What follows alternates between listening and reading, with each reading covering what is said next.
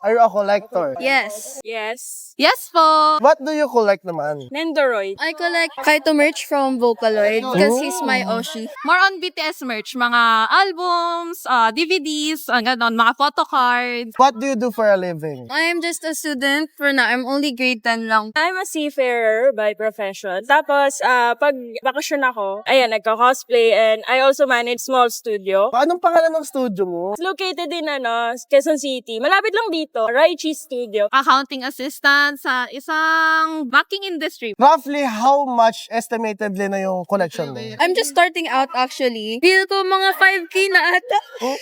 Nag-i-start pa lang 5K lang ata. Ayan. Nire-restrict ko lang actually yung self ko sa Cardcaptor Sakura. Siguro nasa 15K pataas na sila. 900K?